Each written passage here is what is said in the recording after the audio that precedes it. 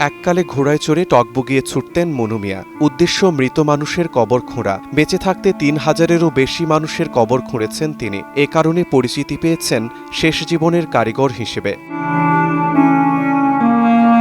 দুর্বৃত্তের হাতে সেই ঘোড়ার মৃত্যু হয়েছে মাসখানেক আগে। অবশেষে মনু মিয়াও পাড়ি জমালেন একই পথে। পড়ে রইল তার কবর খোঁড়ার যন্ত্রপাতি।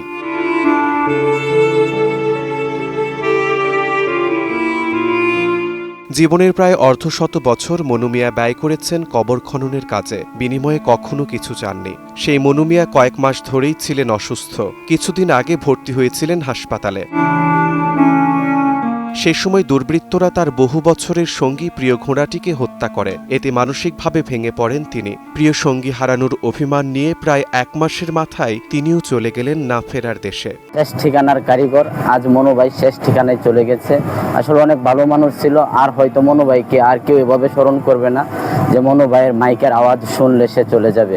সবাই আমরা যারা আছি, মনু ভাই আজকে না ফেরার দেশে চলে গেছে, তার জন্য দোয়া করি। আরও দোয়া করি, ওনার কোনো ছেলে সন্তান নাই, তার স্ত্রীকে রেখে গেছে।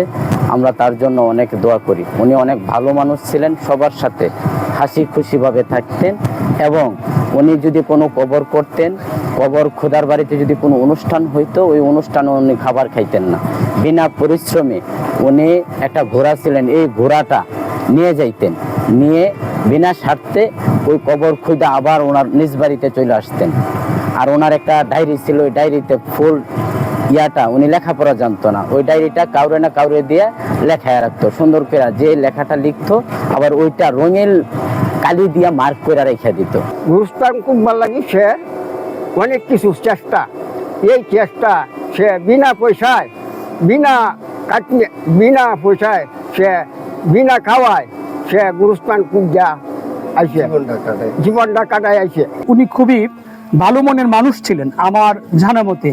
উনি বাচ্চাদেরকে চকলেট নিয়ে পাড়ায় পাড়ায় যাইতেন, আর বাচ্চারা যখনই তার আওয়াজ পাইতো তখন তার কাছে চলে আসতেন যে মনু দাদা আসছে।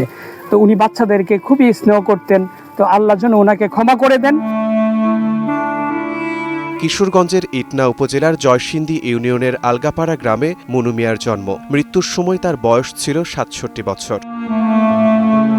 সময় সংবাদ, কিশোরগঞ্জ।